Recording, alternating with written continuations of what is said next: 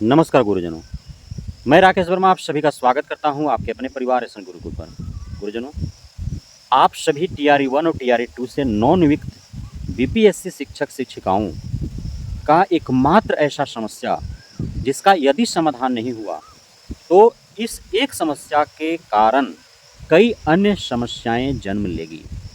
इसलिए मैंने एक नहीं, कई दफ़ा इस समस्या को लेकर के अलग-अलग आधा दर्जन वीडियो मैंने बनाया है और शिक्षा विभाग एवं बिहार सरकार से मैंने मांग की है कि इस समस्या का निदान हर हाल में यथाशीघ्र होने ही चाहिए। अन्यथा आज यह समस्या जो यह जख्म है वह आगे चल कर के नासूर बन जाएगा, कैंसर का रूप ले लेगा और फिर सरकार यदि कोई उपाय करती भी है तो इस समस्या के कारण जितने अन्य समस्याएं जन्म लेगी, जिसके उलझन में शिक्षक-शिक्षिकाएँ पड़ जाएँगे, घिर जाएँगे, उससे उबरने में उनको 10 लग जाएगा। गुरुजनों, आप जितने भी बीपीएससी शिक्षक-शिक्षिकाएँ हैं, आपका यत्र-तत्र पोस्टिंग कर दिया गया। कहा गया कि मेरिट के आधार पर सभी को डिस्ट्रिक्ट अलॉट होंगे। अब कितना उसका ध्यान रखा गया, यह तो बीपीएससी आयोग ही जानेगी, शिक्षा विभाग ही जानेगी और किसी को उनके गृह जिला से, गृह स्थान से 300 किलोमीटर दूर, किसी को 400 किलोमीटर दूर उनको भेज दिया गया है। अब 304 किलोमीटर दूर भेज दिया गया है, चलो यहाँ तक सही है, लेकिन जिन इलाकों में उनको भेजा गया है वहाँ न तो यातायात की साधन है, न ही मुख्य मार्ग से उससे सुदूर ग्रामीण इलाके का मार्ग जुड़ा हुआ है, बिजली की व्यवस्था वहाँ पे नहीं है, पानी की व्यवस्था वहाँ पे नहीं है, उनको खाने के लिए हरी सब्जियाँ नहीं मिल पाता है, बीमार पड़ने के बाद उनको दवा नहीं मिल पाता है, क्षेत्रीय ग्रामीण चिकित्सक उनको उपलब्ध नहीं हो पाते हैं, तमाम तरह की समस्याएं हैं। सबसे अत्यधिक यत्र-तत्र पोस्टिंग करने से यदि किसी को समस्या है तो वह है महिला और फिर दिव्यांग शिक्षक-शिक्षिकाओं को। उन्हें काफ़ी अधिक परेशानी है, जो दिव्यांग हैं, जो पैर से चल नहीं पाएंगे सही से। अब उनको पैदल यदि 3 किलोमीटर 5 किलोमीटर की दूरी तय करना पड़ेगा तो फिर उन्हें कितना समय आने और जाने में लगेगा। जो महिला हैं उनके लिए कितना असुरक्षा है 3 किलोमीटर 5 किलोमीटर पैदल आने और जाने में। उस क्रम में उनके साथ कोई भी जो है आपत्तिजनक घटनाएं घट सकती हैं। यदि कोई महिला गर्भावस्था में है, जस्ट उनका कुछ दिन में प्रसूति होने वाला है या अन्य कई प्राकृतिक दंश उसको झेलने पड़ते हैं और उस अवस्था में उनको 3 किलोमीटर 5 किलोमीटर की दूरी तय करना पड़ेगा पैदल, तो फिर कैसे वो सक्षम हो पाएंगे आने और जाने में। अब यदि वो पैदल आना और जाना नहीं चाहते हैं तो वे टोटो बुक करेंगे, ऑटो बुक करेंगे, तो उस हेतु उनको प्रत्येक दिन का रिजर्वेशन का चार्ज देना पड़ेगा। अब आप सभी को पता है कि आप यदि शेयर में जाएंगे तो जो काम 20 रुपया में होगा, यदि आप रिजर्व में जाते हैं तो वही काम आपको 200 रुपया में होगा, 10 गुना आपको बढ़ जाएगा। 200 आने में, 200 जाने में 400 रुपया। महीना में 26 दिन क्लास चलने हैं, जिसमें पर्व त्यौहार यदि 2-4 दिन छुट्टी हो गया, हर महीना में पर्व त्यौहार तो है ना, किसी 1 दिन किसी 2 दिन, कभी-कभी जो है 2-4 महीना ऐसा है जिसमें लगातार पर्व त्यौहार होते हैं। फिर भी 20 दिन, 22 दिन, 23 दिन विद्यालय चलेंगे। अब आप जोड़ लीजिए कि 10,000 रुपया यदि औसतन हम पूरे साल भर का निकालें तो ऐसे शिक्षक-शिक्षिकाएँ जो इस प्रकार के क्षेत्रों में जिनकी पोस्टिंग हुई है, 10,000 रुपया उनका पर मंथ सिर्फ आने और जाने में खर्च हो रहा है।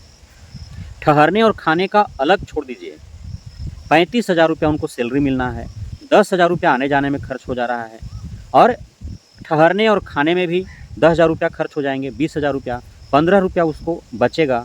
उसमें फिर अब अपने बूढ़े माँ को देखेगा, बूढ़े सास-ससुर को देखेगा, बीवी बच्चा को पालेगा, क्या सेविंग करेगा आगे भविष्य के लिए कि अपने बच्चों को उच्च शिक्षा प्रदान करना होगा, अपने बेटी को जो है उनको विवाह करना होगा, क्योंकि दहेज प्रथा इतनी हावी है।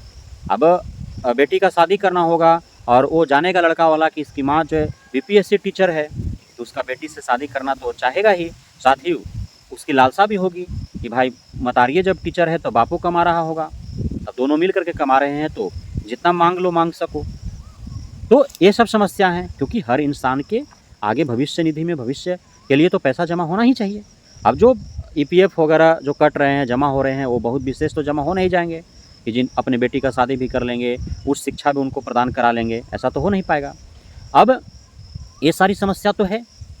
अब इससे इतर समस्या जो जिस पर किसी को ध्यान नहीं जाता है। मैंने टीआरई 2 का जब काउंसलिंग हुआ था, काउंसलिंग के बाद टीआरई 2 से सेलेक्टेड जितने भी नॉन शिक्षक थे, शिक्षिकाएँ थे, उनको जो है जो आवासीय ट्रेनिंग तो चल रहा था, उनको चल रहा था, लेकिन जिनको विद्यालय में तय करके पढ़ाने हेतु ट्रेनिंग के तौर पर उनको भेजा गया था, अब उनको खुद से रूम लेकर के किराए पे रहना था और खाना भी खुद से था। अब उस समय किसी को पता नहीं था कि 1 महीना जो है लग जाएँगे, 1 महीना नहीं बल्कि 1.5 महीना लग गए। टीआरई 1 के समय काउंसलिंग हुआ, तुरंत जो है ट्रेनिंग हुआ और तुरंत योगदान करा लिया गया। टीआरई 2 के समय 1 महीना के बाद जो है अलॉटमेंट हुआ शुरू हुआ, विद्यालय अलॉटमेंट होना शुरू हुआ। किसी दिन एक जिला का विद्यालय, किसी दिन 2 जिला का विद्यालय, ऐसे करते करते आधा महीना गुजर गए।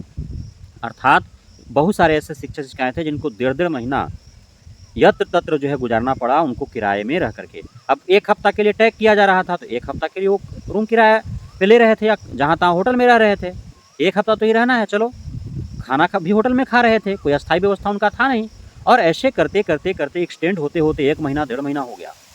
तो बहुत ऐसे थे, अब बीपीएससी शिक्षक जो बने हैं उसमें से आधे से अधिक ऐसे शिक्षक शिक्षिकाएँ हैं जिनका फैमिली बैकग्राउंड का जो फाइनेंशियल कंडीशन है उतना बेहतर नहीं है। किसी का पिता छोटे गृहस्थ हैं, किसान हैं, कृषक मजदूर हैं, किसी के पिता जो है वो कंस्ट्रक्शन लाइन में मजदूरी करते हैं, ईंटा पत्थर ढोते हैं, कहीं कोई फैक्ट्री वगैरह में बाहर जा कर के जो है कार्य करते हैं। तो बहुत ज़्यादा उनका फाइनेंशियली कंडीशन ठीक नहीं था। अब उनको 1-1, 1.5 महीना जो है होटलों में रहना, होटलों का खाना, कैसे वो आखिर इतना मेंटेन कर पाएँ। तो अब वो कर्ज के बोझ तले जो है दबना प्रारंभ हो गया उनका। उस समय धान का सीजन था, धान कटा, जो किसान थे, अब उसका टोटल धान वाला पैसा जो है वो अपना बेटा बेटी को दे दिया कि चलो कुछ दिन तो रहना है, खर्च इसी से निकाल लो, सैलरी आएगा तो हम आगे का काम कर लेंगे। बहुत ऐसे थे जिनका खेती उती नहीं था, तो वो अब खेत न बेचते ना अनाज बेचते। बहुत खेत रेहन रख दिया लोग, नहीं बहुत खेत बेच दिया लोग, बहुत अपने माँ के जेवर जो है वो गिरवी रख दिया, बेच दिया, नहीं वो खर्च मेंटेन करने के लिए। बहुत जो है ये सब जेवर नहीं है, खेती नहीं है तो अनाज नहीं है, तब वो क्या करेगा। अब चूँकि नौकरी लग गया है तो अब कहीं से कर्जा ढूंढेगा तो मिल ना जाएगा। तो पहले तो हित रिश्तेदार के यहाँ वो ढूंढा, तो जहाँ तहाँ से मिला, उससे भी खर्च वहन नहीं हो पाया। तो फिर वह सूदखोरों से, जो साहूकार महाजन जो सूदखोर वगैरह होते हैं ना गाँव देहात में, तो जानबे करते हैं कि इमरजेंसी में वो पैसा देता है जिसका वो जो है पूरा मुनाफा भरपूर कमाता है कस करके। अभी भी देहात में ऐसे ऐसे सूदखोर हैं, महाजन हैं, जो 8% 10% मंथली पर वो देते हैं। अब बताओ कि किसी का 20,000 रुपया 30,000 रुपया भी यदि सूद पर ले करके और उस समय यदि खर्च वहन किया होगा 8-10% पर, तो प्रत्येक माह उसका सूद देने में कितना पैसा चला जा रहा है, काउंट कर लो आप। तो बहुत सारे ऐसे हैं अप्रत्यक्ष रूप से छुपे हुए समस्याएं, जो पोस्टिंग यत्र तत्र होने के कारण और अत्यधिक जो है वह गहराते जा रहे हैं। उसे भरने का प्रयास कर तो रहे हैं शिक्षक शिक्षिकाएँ, लेकिन अब सेविंग नहीं है तो भर कैसे पाएंगे। अब आप सोचिए, अब नौकरी में है, टीचर है, तो जो पैसा दिया उधार महाजन या पूर्व से भी कुछ लोगों पर कर्ज होगा। इस लगन में भी कोई अपने बहुत ऐसे शिक्षक हैं ना जिनको अंतिम पड़ाव में जो है उनको नौकरी लगा, तो उनका बेटी शादी लायक होगा, बेटी का शादी किए होंगे, बहन का शादी किए होंगे, भतीजी का शादी किए होंगे, खुद बीपीएससी टीचर जो शिक्षिका हैं वो खुद का शादी किए होंगे। तो वो जो है कहीं ना कहीं कर्ज के बोझ तले वो दबे हुए होंगे, क्योंकि अब तुरंत पैसा तो उतना था नहीं। अब बीपीएससी टीचर के बेटी है, भतीजी है, बहन है या खुद है, तो पैसा तो खर्च होगा ही, शादी विवाह में अनर्गल खर्च होंगे ही।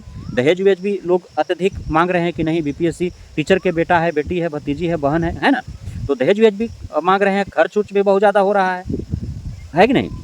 अब उसको मेंटेन करने के लिए वो जहाँ तहाँ से पैसा उधार लिए कि चलो महीना आएगा देते चले जाएंगे, लेकिन अब बेचारा जहाँ है वहाँ तो फंसा हुआ है, वहाँ से उतना उसको आय नहीं हो पा रहा है, उतना सारे खर्च वगैरह काट करके उतने सेविंग नहीं हो पा रहे हैं कि सभी को दे पाए। और सब जो है उनको अब धान का सीजन आया, अब जो पैसा दिया होगा वो मांगेगा ही कि जोताई हमको देना है, खाद छींटने के लिए देना है, हमको पैसा दो। टीचर हो, 35,000 40,000 रुपया सैलरी है, तुम झूठ बोल रहे हो, बच ही नहीं रहा है, नहीं, इस प्रकार के अब लालचन उन पर लगेंगे, इस प्रकार के दबाव उन पर जाएंगे। तो बहुत ऐसी समस्या हैं जो हम देख नहीं पा रहे हैं। यदि देखेंगे तो शिक्षक शिक्षिकाएँ आज जो शिक्षक बन करके इस नौकरी में हैं, उनको लग रहा है कि कहाँ हम फंस गए, कोई फ़ायदा है नहीं। शिक्षक बन गए, 35,000 40,000 नाम का सैलरी है, ऐसा ऐसा जगह पोस्टिंग कर दिया कि आधे से अधिक पैसा जो है वो खर्च हो जा रहे हैं रहने ठहरने, खाने पीने, आने जाने में। पैसा थोड़ा बहुत बच रहा है तो अब बच्चे लोगों का पढ़ाई का खर्च उठाएं कि अपने बूढ़े माँ बाप सास ससुर का दवा का खर्च उठाएं कि सेविंग करें आगे उच्च शिक्षा या फिर शादी विवाह के लिए बच्चों के लिए। अब जिनका घर मकान नहीं होगा उनको घर मकान बनाने का प्रेशर, जिनका एकदम भूमिहीन होंगे, किसी तरह से गुजर बसर कर रहे होंगे, वो ज़मीन लेना होगा, फिर घर बनाना होगा, कैसे वो कर पाएंगे आखिर?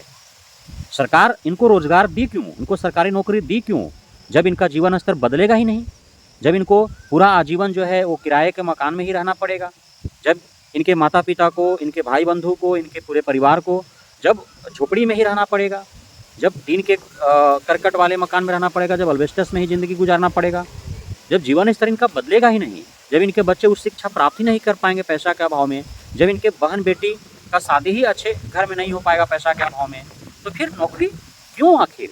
ज़िंदगी तो एक मजदूर भी काट ले रहा है, एक बेरोजगार भी काट ले रहा है, एक भिखारी भी काट ले रहा है, तो फिर शिक्षक बन करके और इतने अभाव में ज़िंदगी जीने हेतु विवश करना यह शिक्षा विभाग और सरकार को कहाँ तक शोभा देता है? किस प्रकार की अनैतिकता और मानवता है? सोचने और समझने वाली बात है। तो इसलिए इन सारे कठिनाइयों से, इन सारे परेशानियों से जो शिक्षक शिक्षिकाएं घिरे हुए हैं चारों तरफ से, इससे वे निकलना चाहते हैं। वे शांतिपूर्ण तरीके से बेहतर ज़िंदगी जीना चाहते हैं। वे चाहते हैं कि जिस अभाव में ये खुद अपना जीवन बसर किए या कर रहे हैं, इनके आगे आने वाला पीढ़ी इस अभाव में ज़िंदगी न जिए, वो इससे भी बेहतर शिक्षा प्राप्त कर, इससे अच्छा वो कहीं पद प्राप्त कर और अच्छा पैसा कमाए वो, और अगले पीढ़ी को और अत्यधिक अच्छा वो जीवन दे सके। तो इन सारे बातों को संज्ञान में लेकर के शिक्षा विभाग और बिहार सरकार को यत्र तत्र जो पोस्टिंग किया गया है बीपीएससी शिक्षकों का, उनका जो है स्थानांतरण किया जाना चाहिए, उन्हें ऐच्छिक स्थानांतरण का लाभ दिया जाना चाहिए, म्यूचुअल ट्रांसफ़र का उनको जो है लाभ प्राप्त हो, ताकि वे एक दूसरे से कनेक्ट हो करके और जो है वो म्यूचुअल कर सके कि भाई आप हमारे जगह पर आ जाओ, यदि आपको सुविधा लगता है तो हम आपके जगह पर जा रहे हैं, हमको सुविधा वहाँ पे है। ऐच्छिक स्थानांतरण का उनको लाभ दिया जाए। मैं ये नहीं कह रहा हूँ कि उनको गांव में ही विद्यालय है वहीं पे दे दो, आप कम से कम इतना सुविधा दो कि वो अपना घर परिवार के साथ रहें, 8-10 किलोमीटर के रेंज में वो नौकरी करें, कम से कम उनका खाने का और ठहरने का पैसा सेविंग हो जाएगा ना, यह तो हो पाएगा ना। वो घर पे रहेंगे, अपना बच्चों को देख पाएंगे, अपने बूढ़े माँ बाप को देख पाएंगे, अपने बूढ़े सास ससुर का सेवा कर पाएंगे, सभी के साथ वो रह करके करेंगे। अब इसमें बहुत सारे टीका टिप्पणी करेंगे, इतना सुविधा चाहिए था तो फिर शिक्षक क्यों बने, घर में ही रहते, काहे शिक्षक बन गए। अरे भाई, शिक्षक इसीलिए तो बने क्योंकि उनके साथ और कहीं जॉब करने हेतु वे खुद को फिट नहीं थे। दूसरे राज्य से जो आए हैं वो खुद को फिट करके आए हैं कि हमें तो बिहार में नौकरी करना है, वहीं रहना है, वहीं ठहरना है, वहीं खाना है, वहीं सारा चीज़। तो वो अपने आप को मानसिक और शारीरिक रूप से वो बिल्कुल फिट हैं कि वो उनको इस प्रकार से ही अपना शिक्षक के तौर पर कार्य करना है, ऐसे ही रह करके। लेकिन जो बिहार के हैं उनको तो सुविधा मिलना चाहिए, उनको तो सहूलियत मिलना चाहिए। क्यों आखिर इस पर शिक्षा विभाग जो है गौर नहीं कर रही है? यह समझने और सोचने वाली बात है। बहुत उदाहरण देते हैं, हमारे फौजी भाई ऐसे रह रहे हैं, बिहार पुलिस ऐसे रह रहा है, ट्रैफिक पुलिस ऐसे रह रहा है, एसएससी कर्मचारी ऐसे रह रहा है, रेलवे का कर्मचारी ऐसे रह रहा है, कहाँ उनको घर में नौकरी है। अरे भाई, जो रेलवे में गया वो खुद मानसिक रूप से फिट था कि उसको ऐसे ही रहना है, जो फौज में गया उस मानसिक रूप से फिट था कि उसको वैसे ही ज़िंदगी जीना है, जो बिहार पुलिस बना, जो आरपीएफ बना, जीआरपी बना, उस सब अपने आप को फिट रखे हैं कि वैसे ही ज़िंदगी जीना है। लेकिन शिक्षक जो बने हैं, जो बिहार के हों, बिहार में जो शिक्षक बने हैं वो इसलिए नहीं बने थे कि उनको 400 किलोमीटर दूर भेज दिया जाएगा और उनको जो कमाएंगे वो वहीं पे खर्च हो जाएगा, इसलिए नहीं भेजे थे। तो इसको तो समझना चाहिए ना लोगों को। क्यों बेतुका जो है वो उदाहरण देते हैं और तुलनात्मक अध्ययन करते हैं फलाने ठिकाने चिल्लाने से? वैसा नहीं, अलग अलग पद का अलग अलग गरिमा है, अलग अलग महत्व है, उसको चाहने वाले लोग अलग अलग मानसिक रूप से तैयार होते हैं। तो इस पर हमको ध्यान देने की आवश्यकता है। अब बहुत ऐसे हैं, अब जो एक ही किसी का बहू है, किसी का एक ही बेटा है, वो उसका सास ससुर बूढ़ा माँ बाप कैसे आखिर जीवन गुजर करेगा? उसको तो सहारा चाहिए ना। अब उसको आप भेज दिए यत्र तत्र जहाँ तहाँ, उसका बूढ़ा माँ बाप को कौन देखेगा? उसका बूढ़ा सास ससुर को कौन देखेगा? हैं? बहुत ऐसे दिव्यांग है, एकदम दिव्यांग हैं, उनको बिना जो है देखे ताके जो है जहाँ तहाँ भेज दिया। कैसा मेरिटा बना है? कुछ नहीं देखे आप। सोचने वाली बात है ना जी। अब जो महिला है, अब वो यदि मान लें कि अब 9 महीना के लिए वो गर्भावस्था में है, तो 9 महीना तो आप छुट्टी नहीं ना दीजिएगा। अब उसके साथ जो है कोई रहेगा ना उसका घरवा का। यदि उसका प्रसूति हुआ, दूध-मुआ बच्चा है, छोटा बच्चा है, तो बच्चा को सँभालने के लिए कोई घरवा का रहेगा ना जी। अब घरवा का कोई रहेगा, तो सेपरेट उसको ना कमरा लेना पड़ेगा। तो अब रहने-ठहरने में और अधिक खर्चा होगा कि नहीं? डबल ना खर्चा हो जाएगा। कोई दिव्यांग ऐसा है जो खुद से सक्षम नहीं है अपना सारे कार्य करने के लिए, कि वो कपड़ा धो सके, वो खाना बना सके, झाड़ू-पोछा कर सके, तो उसके साथ कोई रहेगा ना जी। अब उसका खर्चवा कौन उठाएगा? ये सब ध्यान देना चाहिए आप लोग को।